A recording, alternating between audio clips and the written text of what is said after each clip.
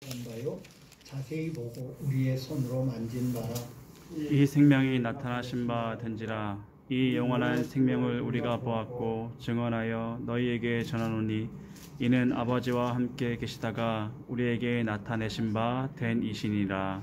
우리가 보고 들은 바를 너희에게도 전하면 너희로 우리와 사귐이 있게 하려 함이니 우리의 사귐은 아버지와 그의 아들 예수 그리스도와 더불어 누림이라. 우리가 이것을 쓰면 우리의 기쁨이 충만하게 하려 함이라. 아멘.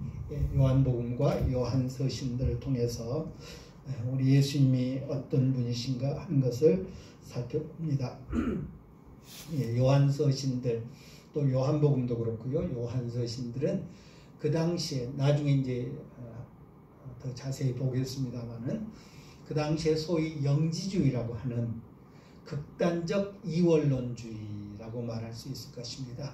선과 악 모든 것을 둘로 나눠서 선과 악, 육체, 물질은 다 악한 것, 하나님만 선하신 분 이렇게 나눠서 그러다 보니까 아주 나중에 영지주의가 정말 나쁜 이단으로 이렇게 변질되게 되는데 아무튼 그런 환경 속에서 쓰여진 책이기 때문에 예수님에 대해서 예수님의 그 다른 면모 마태, 마가, 누가가 기록한 예수님의 모습과 좀 다른 면모를 보여주는 그런 모습을 발견할 수 있습니다. 요한복음에 나타나는 예수님을 한번 더 생각하면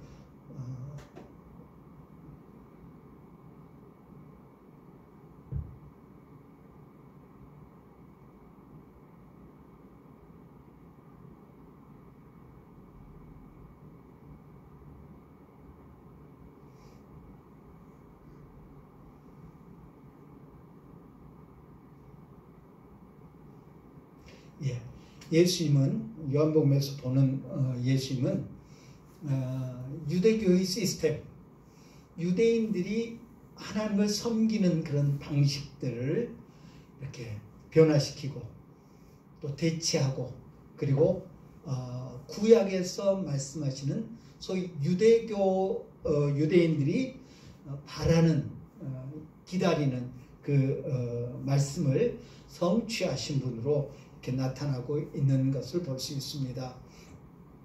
그 예수님이 이 대치시키신 몇 가지 것들을 우리가 요한복음에서 볼 수 있는데요. 첫째는 정결의식을 생각해 볼 수 있습니다. 예수님의 주요 뭡니까? 사역지가 갈릴리 지역이죠. 갈릴리 지역은 우리가 여러 차례 생각했습니다마는 이방인들이 많이 모여 있는 곳, 유대 지역은 말 그대로 유대인들이 터잡고 있는 그런 곳이라고 한다면 그 갈릴리에서 좀 더 위로 올라가면 소위 다메섹이 나오죠.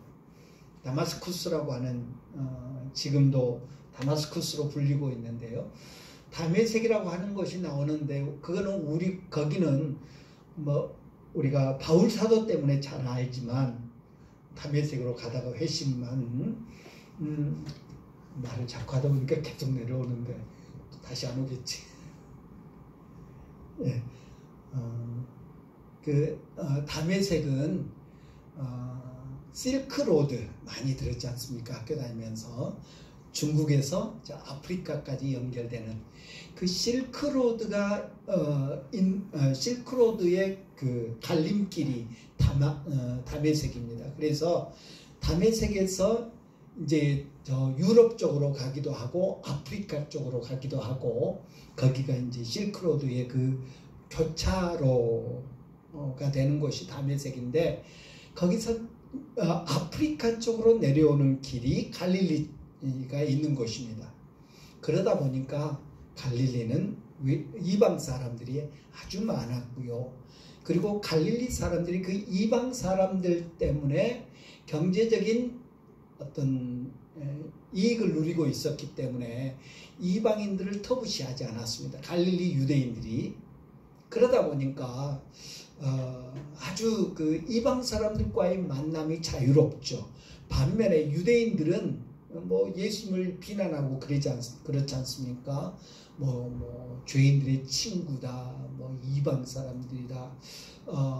이방 사람들은 그 정결 의식에 대해서 그렇게 신경 쓰지 않았죠. 그러나 유대인들은 아주 정결하게 하는 정결 의식에 대해서 많은 주의를 기울였던 사람들이 갈릴리 사람들입니다. 그래서 이방인들의 갈릴리였고, 유대인들은 스스로 씻지 않으면 아무것도 하지 않을 정도로 성전 들어가는 건 물론이와 집에 가서 손 안 씻고 밥 먹는다, 정결하게 하지 않고 밥 먹는다 이러면 죄인 취급당하고 했던 그런 상황이었죠. 그 가나 혼인잔치 우리 언제 하면 좋을지 모르겠는데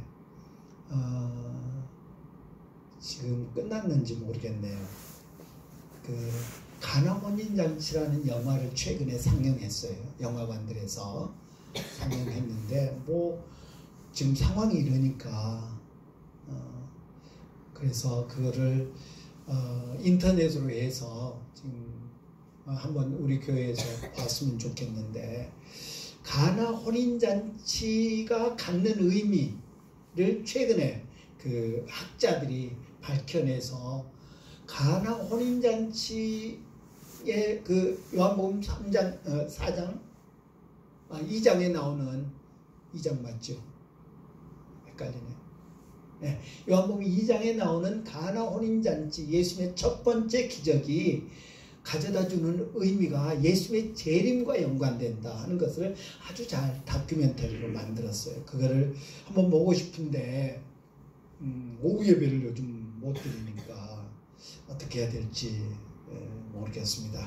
아무튼 그 가나 혼인잔치, 지금도 갈릴리 가나에 가면, 나사렛에서 좀 더 가서 가나에 가면 그 예수님이 혼인잔치의 때에 그 물로 포도주를 만들었다고 하는 교회가 2개나 있어요.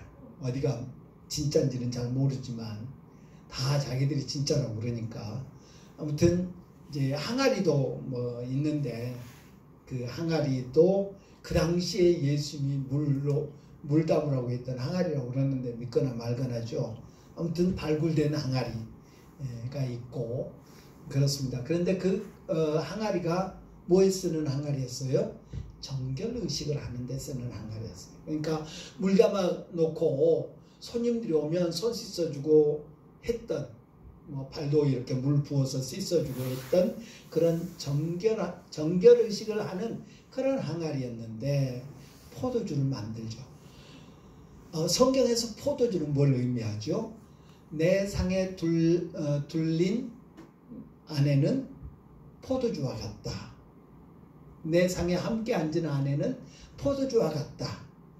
내 상에 같이 앉아있는 어린아이들은 감람나무와 같다. 아내는 포도주와 같다 라고 했어요. 성경의 포도 열매, 포도주는 기쁨을 의미합니다. 그래서 유대인들이 그렇게 정결을 강조했는데 예수는 그 씻음을 기쁨으로 바꿔줍니다. 왜? 구약에 보니까 메시아가 오시면 포도주의 기쁨이 넘칠 것이라고 말하고 있거든요. 요엘서나 아모스서에 보면 메시아가 오시면, 메시아가 재림하시면 그 포도주가 넘칠 거다, 기쁨이 넘치게 될 거다. 우리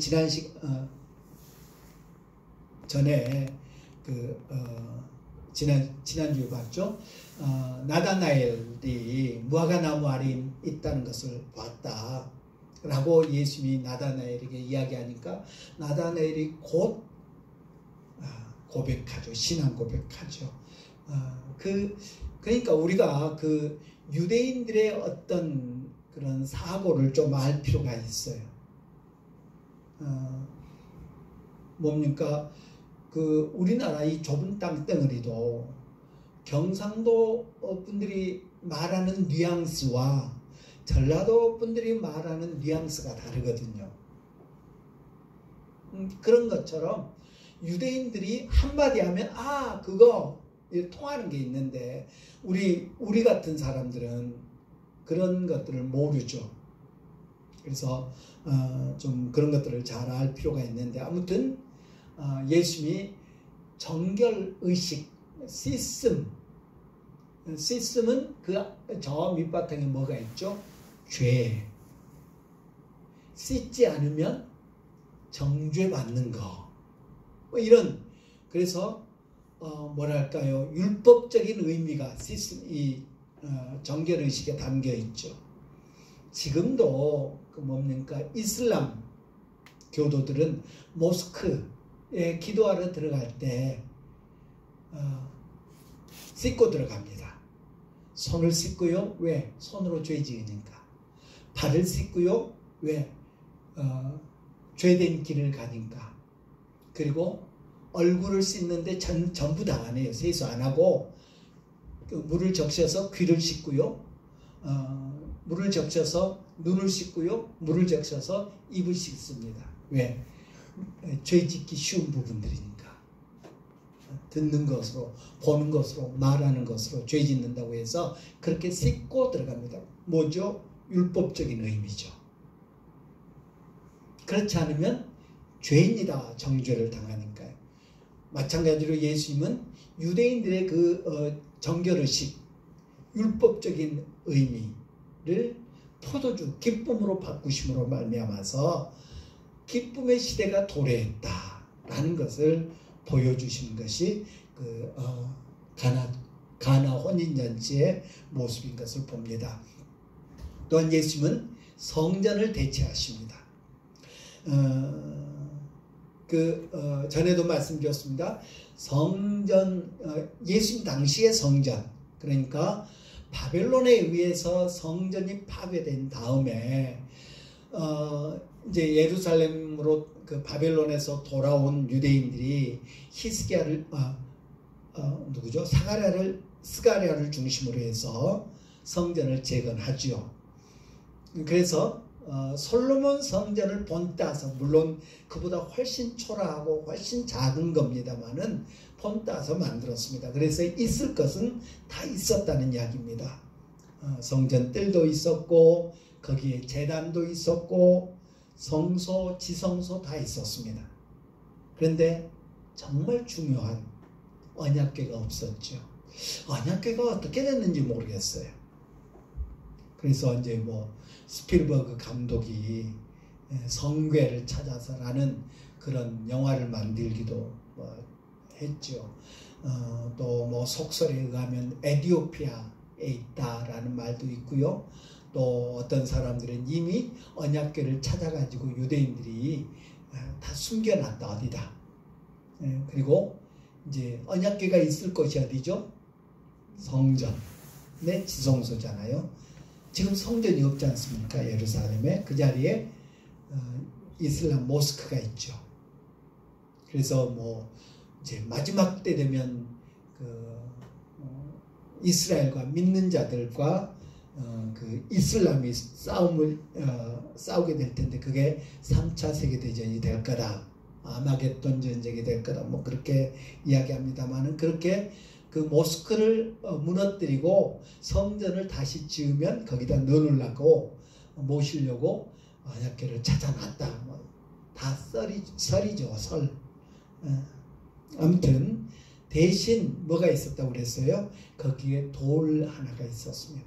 그 자리에, 언약궤가 있던 자리에, 그것이 예수님 당시 때까지 헤롯이 성전을 증축할 때까지 그대로 있었다라는 것입니다.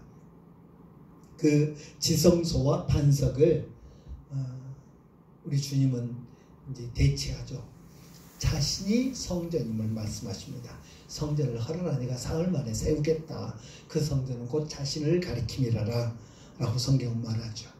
그리고 그 이제 성전을 자신이라고 성전을 자신으로 대체하고요. 그래서 예루살렘 성전이 무너질 것을 아신 예수님께서 안타까워하시고 참 성전이 여기 있는데 그 무너질 성전에 전전긍긍하는 그런 유대인들을 보면서 안타까워하시는 모습들이 보이고요. 그것이 이제 내가 교회를 세우겠다. 교회를 세우겠다. 교회로 발전되는 그런 모습을 우리가 성경에서 볼 수 있습니다. 또 유대인들이 가장 아주 강하게 이렇게 내세우는 것이 선민의식이죠. 우리는 아브라함의 후손이다. 택함받은 백성이다. 예. 그런데 그 택함받기 위해 선민이 되기 위해서는 출생이 아브라함의 후손이어야 되죠. 니고데모가 예수님을 찾아와서 예수님과 대화를 나누는 장면에서 그런 모습이 나오죠. 니고데모는 자연적인 출생을 이야기했습니다. 예수님은 성령에 의한 출생을 이야기합니다. 진짜 그러니까 구약 시대의 선민의식은 출생에 의한 선민이었다면 예수님이 바꿔버리신 선민은 뭐냐면 성령으로 거듭난 자, 중생을 이야기하죠. 성령으로 거듭나야 된다라고 그렇게 말씀하셔서 선민이 되는 하나님의 백성이 되는 방법을 우리 하나님께서 분명히 대치하시는 것을 발견할 수 있습니다. 또한 4장에 보면 수가성 여인과의 예수님 대화가 나오죠. 예배가 뭔가 당시 사람들이 생각하는 예배를 예수님이 대체하시는 그런 모습이 보이죠. 사마리아 여인의 질문은 뭐였습니까? 어디서 예배 드리는 것이 옳습니까? 라는 거죠. 예배의 장소, 또 예배의 형식, 이런 거죠.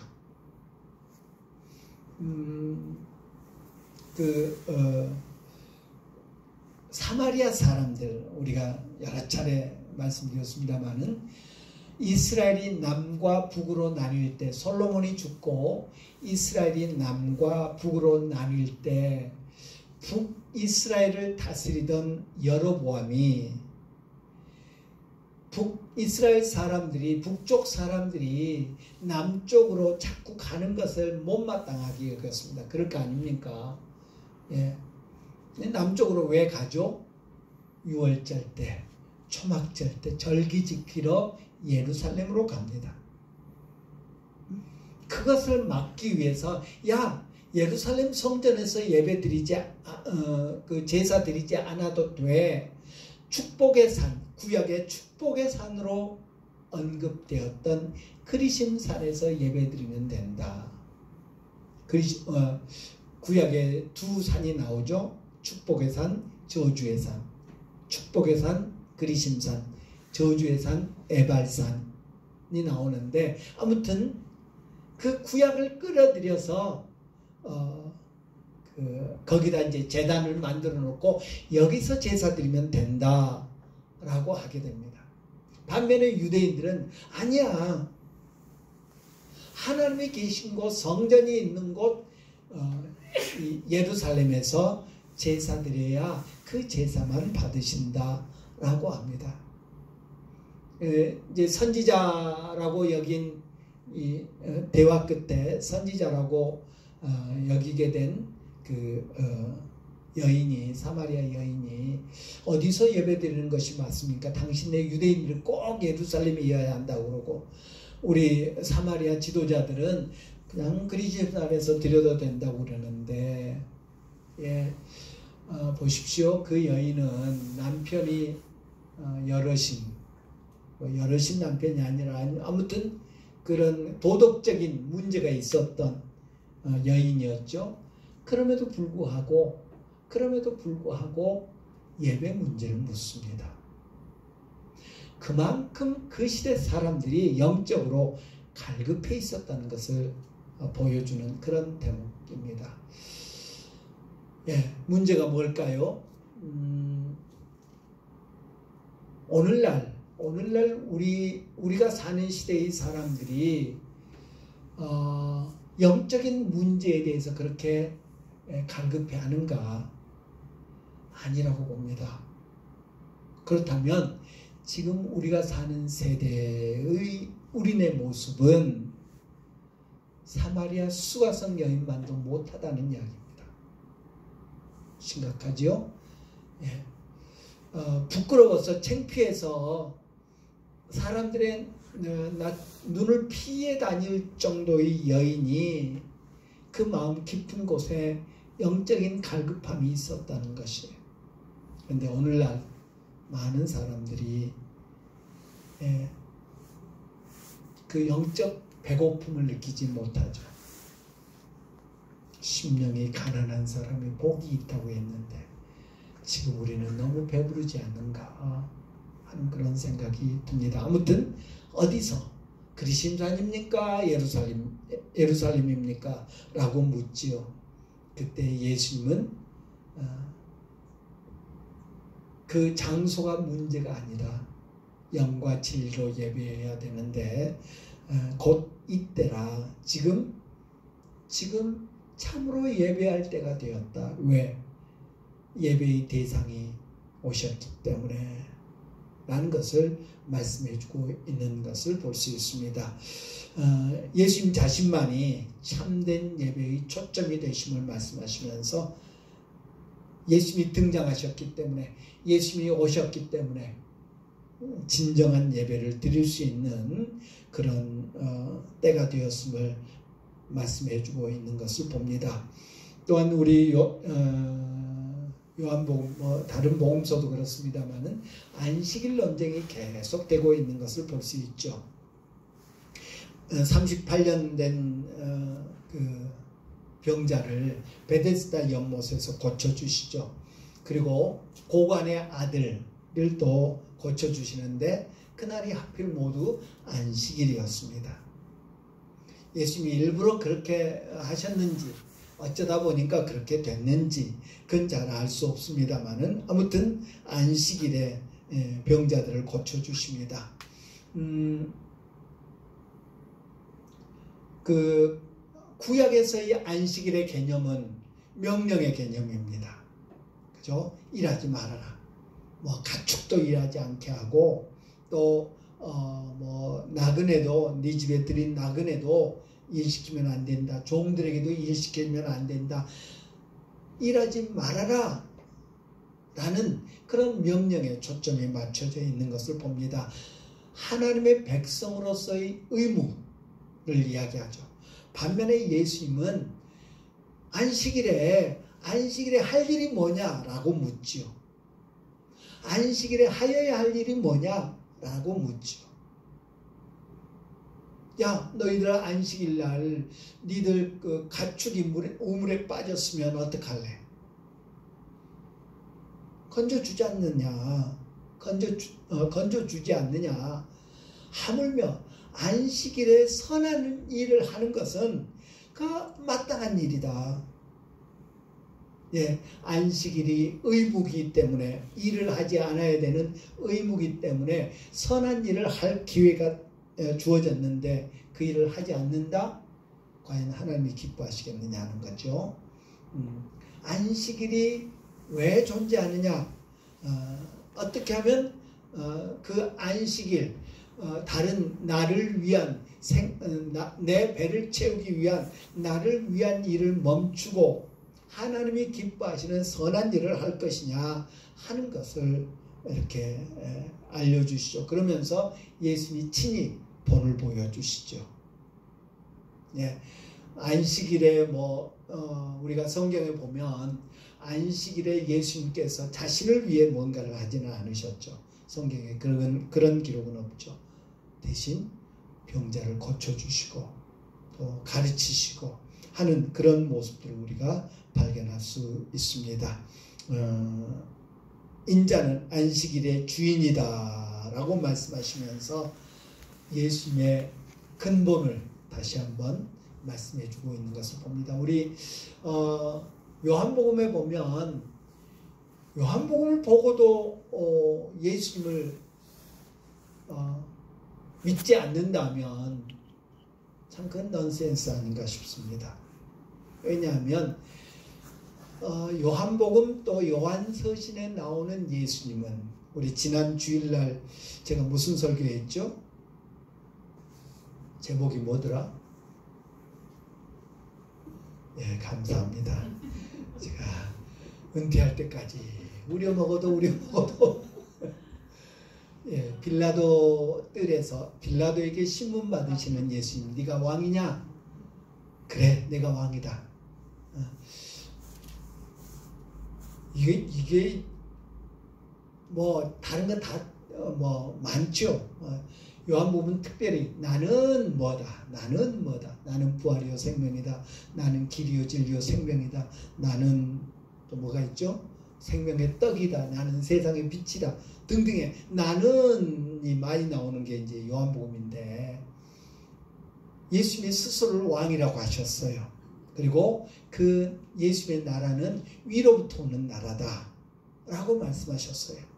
그냥 세상의 왕 노릇하다가 왕 되려고 하다가 실패해서 죽은 사람도 위인이라고 치는데, 하물며 예수님이 하나님 나라의 왕이다 라고 말씀하셨을 때, 그 말을 둘 중에 하나지 않습니까? 뭐 과대망상증 사기꾼이든지 아니면 사실이든지. 예, 마찬가지로 안식일에 대해서도 인자가 안식일의 주인이니라. 그러니 예수님이 하시는 그 안식일에 하시는 모든 일들은 어떻게 하다? 우리가 따라해야 되는 일이다. 하나님이 기뻐하시는 선을 행하는 그런 날로 쓰임받아야 된다 하는 것을 알려주고 있죠. 또한 예수님이 대체하신 것을 보면 유월절이랄지 땅이랄지 만나에 대한 유대인들의 기대를 이렇게 채워주시는 그런 모습을 볼 수 있습니다. 떡과 고기로 먹이셨고요. 오병이어 기적이죠. 그리고 무리를 걸어 오시기도 하셨고요. 만나를, 구약 때는 만나를 주셨는데 하니까 내가 곧 생명의 떡이다. 만나보다 훨씬 귀한 만나를 먹은 선조들은 다 죽었지만 나를 먹는 자는, 다시 말해서 나를 믿는 자는 영원히 죽지 아니한다 라고 말씀하셔서 구약의 모든 것들을 다 성취하셨을 뿐만 아니라 구약의 모든 일들은 메시아 그리스도의 오심의 그림자에 불과하다. 그보다 훨씬 우월하신 분이심을 보여주시죠. 이런 것들을 경험한 사람들은 예수님을 왕으로 세우려고 하죠. 예수님은 분연히 그것을 떨쳐버리시고요. 빌라도도 주님의 말을 전혀 이해하지 못했듯이 오병이어의 기적을 체험한 사람들, 저간 위기의 바람도 잠잠하는가 했던 사람들이 헛된 기대, 그릇된 기대였죠. 예수님에 대한 그 오해 때문에 그 예수님을 왕으로 세우려고 하다가 그게 맞지 않으니까 결국은 십자가에 못 박으라고 소리치는 사람들로 바뀌게 되죠. 예수님께서 초막절을 지키셨다는 기록이 나오죠. 그 초막절 때는 이제 유대인들이 예루살렘, 그 이집트에 애굽에서 나와서 가나안 땅까지 올 때 광야 생활을 했던 것을 기념하는 그런 날인데요. 그 날에는 그 실로암 못에서 물을 기르다가 그 성전 뜰에다 붓기도 하고요. 이제 그런 전통이 있었답니다. 아무래도 뭡니까 광야 생활을 할 때 제일 힘들었던 게 뭐겠어요? 물 아닙니까? 그래서 물 때문에 모세를 원망하기도 하고 하나님이 반석에서 물 나오게 하기도 하고 물 이야기가 자주 나오지 않습니까? 그런 것들을 기념하는 것이었으라고 생각합니다. 또 그 성전 뜰에다가 큰 촛대를 세우고요. 또 촛대 뭐 여러 개를 세워가지고 그날에는 성전이 환했다고 합니다. 밤에. 그런 모습을 보시면서 예수님은 내가 세상의 빛이다 라고 말씀하셨죠. 그런 그 초막절 때에 사람들이 태어나면서부터 소경이었던 사람에 대해서 묻죠. 누구의 죄 때문입니까? 라고 묻죠. 예수님은 누구의 죄 까닭이 아니라 하나님의 영광을 위함이라고 말씀해 주시죠. 예, 우리가 우리 주변에서 벌어지는 여러 가지 사건들의 관점을 좀 바꿔야 할 필요가 있습니다. 오늘날 우리도 대단히 죄송한 이야기입니다만은 그런 이원론적인 생각들에 사로잡히기 쉽습니다. 갑자기 병 걸려요. 그러면 우리 교회는 그러지 않습니다만 어떤 교회들은 그런 경우들이 있다고 그래요. 가서 신방 가서 회개하라고.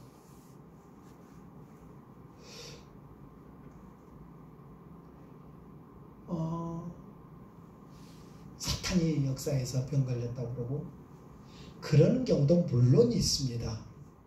귀신 들려서 막 간질병이 생기고 성경에도 나와요. 막 불 속에 뛰어들고 하는 그런 경우도 있지만 귀신과 질병은 분명히 다르게 성경은 말합니다. 예수님이 귀신 쫓는 경우가 있었고 병 고치는 경우가 있었어요. 무조건 다 귀신 쫓았다. 귀신론 성락교회 김기동 목사인가요? 그 양반이 귀신론으로 유명했죠. 그 양반은 평생 감기 한 번 안 걸리셨나 봐요. 당신 뭐 감기들 걸려서 귀신이 들어왔다고 그럴까요?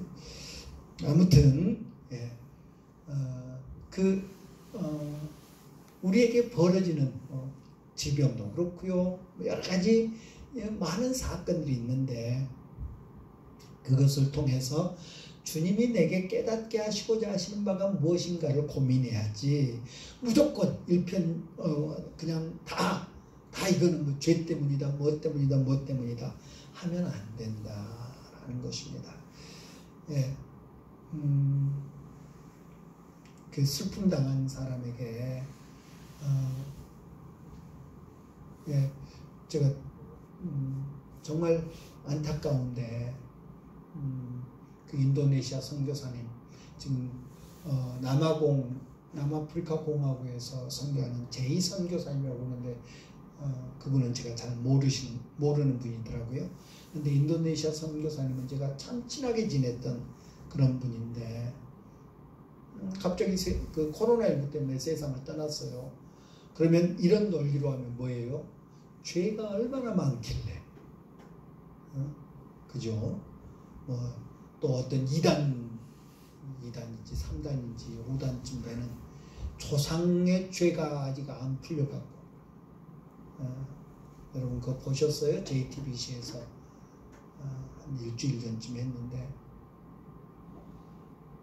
얘들 초등학교 때부터 13살 그때부터 20몇 살이 될 때까지 거의 감금하다시피 해가지고 걔들 성폭행하고 걔들 막 일시켜가지고 뭐 우리나라에서 한 대밖에 없는 아주 오래된 차 막 하고 그런 인간들은 왜 하나님이 가만 놔두시나. 말이 좀 옆으로 나갔습니다만은 누구의 죄 때문에 아니라 심지어는 나사로가 죽게 되었을 때도 하나님의 영광을 위해서다 라고 말씀하시죠. 예수님이 또 수전절도 참석하셨어요. 하누카라고도 하는데 지금도 유대인들이 오히려 6월절보다도요 초막절을 더 귀하게 여기고요. 지금도 수전절을 지킵니다. 하누카를 지킵니다. 초막절은 이스라엘의 절기 중에 마지막 절기예요. 그래서 재림 예수 오시면 초막절이 완성될 거라고 여겨요. 6월절은 예굽에서 나온 거 구원을 이미 구원받았기 때문에 그거는 완성된 절기라고 한다면, 초막절은 재림 예수 오실 때 완성된, 재림주 메시아가 오실 때 완성된 절기라고 여겨서 아주 지금도 초막절을 귀하게 여깁니다. 그래서 이때 되면 온 가족이 텐트 가지고 광야로 가서 텐트 치고 살고 그렇습니다. 하누카는 이 수전절은 뭐냐면 신구약 중간 시대에 마카베오라고 전에 우리가 생각했지 않습니까? 헬라 시대에 헬라가 성전을 아주 엉망으로 만들어 버렸죠. 예루살렘 성전을. 거기서 제우스 신단도 만들어 놓고 돼지피로 제사 드리고, 그래서 이제 마카베오 그 형제들이 봉기를 일으켜서 유대인들이 합심해서 탈환을 합니다. 예루살렘을 탈환합니다. 그래서 예루살렘 성전을 깨끗하게 물청소를 해요. 다 씻어내요. 그리고 다 씻어낸 다음에 다시 봉헌식을 합니다. 다시 하나님께 드리는, 이방 사람들에 의해서 더럽혀졌던 그런 것들을 이제 제우스 신전도 다 헐어버리고 다시 봉헌식을 하는 그날이 바로 수전절, 지금도 하누카라고 부르는데, 그때 예수님 참석하시죠. 성전 재봉헌을 기념하는 그런 절기고요. 초막절하고 아주 비슷합니다. 이때도 7일 동안 이 절기를 지켰는데 집집마다 8개가 되는 촛대, 초를 8개 꼽을 수 있는 촛대가 있어요. 거기다가 제일 가운데 촛대에, 그 촛대는 7일 동안 계속 켜져 있는 촛대, 그리고 하루에 하나씩 그 촛대에서 불을 붙여 가지고 이제 세우고 또 세우고 또 세우게 해서 하루에 촛대 하나씩을 세우는 그런 빛의 절기입니다. 그때 예수님은 자신이 희생제물로 오셨음을 드러내시죠. 그리고 자신이 심판할 권세를 아버지로부터 부여받았다라고 말씀하신 것을 볼 수 있습니다. 그러니까 초막절이나 수전절이 완성되었다는 것을 의미합니다. 자신에 의해서 다 완성되었다. 그래서 우리는 이단들이 6월절 지켜야 된다. 뭐죠? 이만희 신천지 그게 생각해요. 신천지가 이단들이 강조하는 것이 구약을 강조합니다. 안식일 지켜야 된다고 그러고요. 구약의 절기들 지켜야 된다고 그러고요. 그럴싸해 보여요. 그런데 그것들이 어떻습니까? 구약의 모든 말씀은 예수님에 의해서 성취되었어요. 우린 그거 믿어요. 그죠? 믿나요? 구약의 약속 중에 성취되지 않은 것이 뭘까요? 없거든요. 예수님이 다 이루셨어요. 다 성취하셨어요. 그리고 이제 예수님이 새로운 약속을 주시죠. 다시 오리라는 약속을 주시죠. 구약의 약속들은 다 이루어졌어요. 그런데 구약을 계속 강조하는 것은 뭐예요? 예수님의 그 완성을 약화시키는 거예요. 그래서 이단이 예수님이 다 이루셨는데 아직도 구약을 지켜야 돼. 율법을 강조하고 뭐를 강조하고 그러면서 6월절 지킨다고 지킨 것이 날짜도 계산 제대로 못해갖고 엉터리로 지키고 신천지가 그랬어요. 예수님은 생명의 물, 세상의 떡, 세상의 빛으로 오셨다고 스스로 말씀하고 있는 것을 봅니다. 유대인들은 말씀이, 구약 말씀이 생명의 물과 떡이라고, 세상의 빛이라고 생각했습니다. 그런데 예수님은 그 말씀이 곧 자신이다.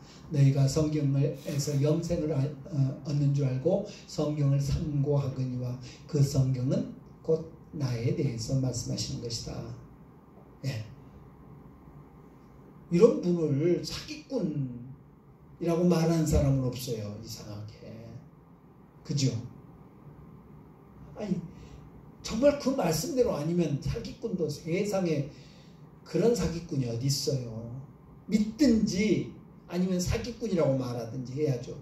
어떻게 위인이 되고 어떻게 뭐 존경할 만한 사람이 되고 아니거든요.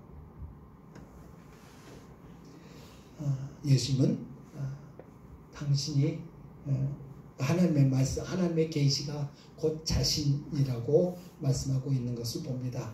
예수님은 선한 목자시다. 예, 우리가 구약에 보면 선한 목자에 대한 많은 언급들이 있는 것을 보죠. 장차 메시아는 선한 목자, 선한 왕으로 오실 것이다 라고 하셨는데 자신이 이루셨음을 말씀하고 있고요. 또 유대인들의 부활 개념을 예수님께서 바꿔주시죠. 그 대표적인 예가 마르다와 예수님과의 대화. 예, 무덤 문을 열어놓으라고 하니까 썩은 냄새가 납니다. 야, 믿으면 하나님의 영광을 보리라고 하지 않았느냐? 내 오라버지가 다시 살아나리라 라고 예수님께서 말하니까, 예, 마지막 때에 부활할 때는 살아나겠지요. 그게 유대인들의 부활 개념이었죠. 그러나 예수님은 믿으면 하나님의 영광을 보리라 라고 그렇게 내가 하나님의 아들인 것을 믿느냐? 믿으면 하나님의 영광을 볼 것이다. 그리고 나사로가 살아나는 것을 보여주셨지요.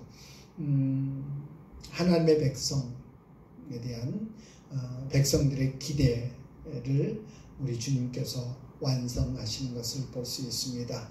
예수님 자신이 하나님의 살아계신 말씀임을 거듭거듭 강조해서 이야기하고 있는 것을 봅니다. 예, 우리가 그림 하나 보고 봅니다. 예수님은 하나님이시다. 우리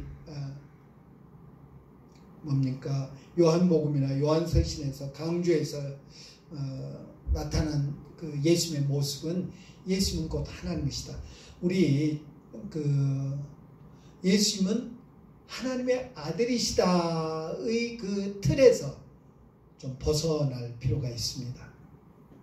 예수님은 하나님의 아들, 예수님은 하나님의 아들이라는 것이 뭐 맞는 말이죠. 맞죠.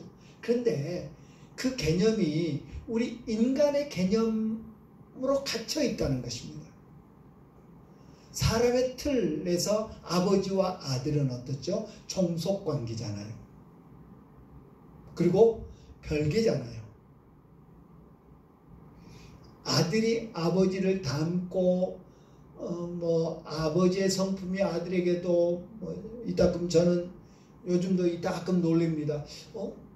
어디서 많이 듣던 목소리, 제 목소리가 어디서 많이 듣던 목소리인데 제가 아버지의 목소리까지도 닮는 것을 느껴요. 닮지만 그러나 내가 곧 아버지는 아니죠. 그런 하나님의 예수님은 하나님의 아들이시다는 이 개념이 우리 그런 인간의 사고의 틀에 갇혀서 삼위일체를 자칫 부정할 수 있다는 것입니다. 그래서 예수님 곧 하나님이시요. 그리고 성령님을 부를 때도 성령 하나님이라고 부르는 그런 좀 노력들을 했으면 좋겠어요. 성령, 그러니까 아버지, 성부, 성자, 성령이 마치 성부가 성자는 성부만 못하고 성령은 성자만 못하고, 마치 성령은 성부 하나님이나 성자 하나님의 지시를 받는 심부름꾼 정도로 생각하게 된다고요? 아니라는 거죠. 우리가 삼위일체 개념을 정확히는 모르지만 세 분이시지만 한 분. 그래서 성자 하나님, 성령 하나님으로 우리가 지칭할 수 있어야 된다라는 것입니다.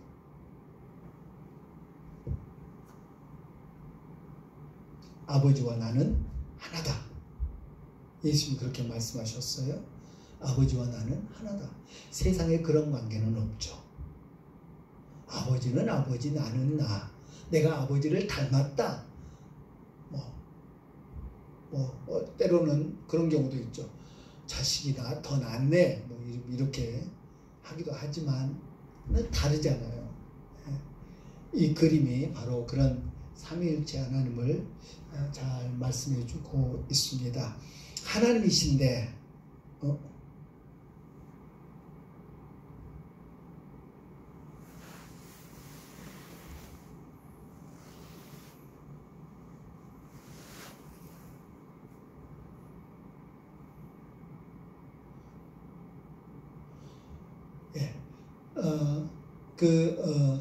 저기 제일 위에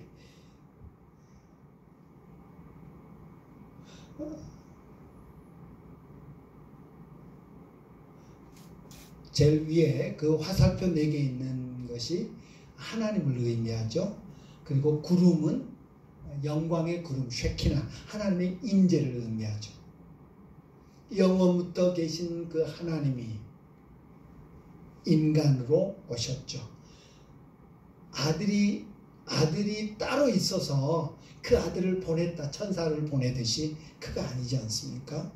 그림을 보면 하나님이, 성부 하나님이 인간의 몸으로 오셔서 섬기시고 급기야 십자가에서 죽으시고 그리고 죽음에서 부활하신 참 승리자가 되셨다. 이 모든 것을 통해서 왕 되신 하나님, 섬기는 왕이신 하나님을 보여주죠. 그리고 하나님 보좌우편으로 승천하시고 또 성령으로 오셔서 말씀을 깨닫게 하심으로 말미암아서 예수님의 사역이 그대로 이어지게 만드신 분이죠. 그리고 우리 가운데 거하시고 우리로 하여금 하나님께 나아갈 수 있도록 만드신 분이 바로 삼위일체 하나님이시다라는 것을 보여줍니다. 참 이 부분이 우리가 이성으로 이야기가 참 어려워요. 왜냐하면 이런 케이스가 없기 때문에. 그러면 이제 그렇게 설명하면 또 다른 이단이 나옵니다. 어떤 이단이 나오죠? 성자 하나님이 땅에 계실 때 그러면 성부 하나님은 안 계셨느냐? 그죠? 성부 하나님이 인간의 몸으로 이 땅에 오셨다. 그럼 그 하나님은 또 안 계시네요. 이게 이제 신비죠. 신비. 성부, 성자, 성령이 함께 계시되 하나이시다.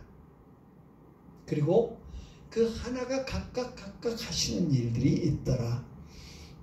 창세기 1장에서도 하나님이 태초에 천지를 창조하시니라 하면서 2절에서 하나님의 신이 수면 위에 운행하시고 하나님의 신이 나오죠. 태초에 말씀이 계시니라, 그 말씀이 하나님과 함께 계셨으니 그 말씀은 하나님이시라, 그로 말미암아 세상이 지음을 받았다. 요한복음 1장에서 말씀하시죠. 네, 이 창조 때부터 함께 계신, 나중에 이제 그 이단들이 출몰 하면서 아들 예수, 그리고 아들 예수, 그리고 성령은 하나님이 창조하셨다고 이제 그게 이해가 안 되니까, 사람의 이성으로 이해가 안 되니까 성부 하나님은 영원하신 하나님. 근데 그분이 어느 땐가 아들 하나님을 그리고 성령 하나님을 만드셨다. 이런 식으로 해석을 하려고 합니다. 아무튼 성부, 성자, 성령께서 성부 하나님 이 그림을 보면 어떻습니까? 이 빨간 화살표가 다 이어져 있죠. 그래서 삼위일체 하나님께서 늘 함께 역사하셨던 거예요. 예수님이 세례받고 물에서 올라오실 때에 또 뭡니까? 높은 산에서 변화산에서 성부 하나님은 성자 하나님을 인정하시고 높이시죠. 또 성령 하나님 역시 예수님 물에서 세례받고 올라오실 때 성령이 함께 계셨고 그 위에 강림하셨고 또 예수님의 모든 것들을 능력으로 도우시는 그런 역할을 하시죠. 예수님이 오셨고 섬기러 오셨고 죽으셨고 그 빈 무덤이죠. 무덤 문이 열렸죠. 부활하셔서 승천하시고 또 성령이 오셔서 하나님의 말씀을 깨닫게 만드시고 그리고 우리 가운데 거하시고 그 가운데 하얀 이렇게 손 들고 있는 사람은 성도를 말하죠. 성도들과 함께 계시고 그 성도들이 하나님께 나아올 수 있도록 역사하시는 분이 삼위일체 하나님 성부, 성자, 성령이 역사하시는 그런 모습이다라는 것을 발견하게 됩니다. 오늘 우리가 주님을 신뢰함으로 우리가 이제 죽어서 주님 나라 가면 이렇게 하게 되겠죠. 삼위일체가 이런 모습이시구나 알게 되겠죠. 기도하겠습니다. 주님에 대한 신비를 우리가 이성으로 이해하고 이성으로 판단하려고 하다가 자칫 실수하기도 합니다. 성령이여 우리에게 항상 권능의 팔로 역사하여 주셔서 주님을 바로 알게 하시고 주님을 바로 배우는 저희들 되게 하여 주옵소서. 더욱 주님을 알아가는 주님을 아는 그 알의 깊이가 더 깊어지는 저희들 되게 하여 주시고 또한 주님을 체험적으로 알면서 주님께 영광 돌리고 주님을 찬양하는 저희들 되게 하여 주옵소서. 다시 한번 기도합니다. 우리 주사랑교회 우리 모든 권속들 육신의 연약함 붙들어 주시옵시고 어떤 질병도 믿음으로 승리할 수 있도록 주여 도와 주시옵소서. 가정마다 기도하는 제목들이 주님의 뜻 안에서 아름답게 이루어지도록 도와 주시옵소서. 우리 구주 예수의 이름으로 기도합니다. 아멘. 하늘에 계신 우리 아버지 이름을 거룩하게 하시며 아버지의 나라가 오게 하시며 아버지의 뜻이 하늘에서와 같이 땅에서도 이루어지게 하소서. 오늘 우리에게 일용할 양식을 주시고 우리가 우리에게 잘못한 사람을 용서하여 준 것 같이 우리 죄를 용서하여 주시고 우리를 시험에 빠지지 않게 하시고 악에서 구하소서. 나라와 권능과 영광이 영원히 아버지의 것입니다. 아멘.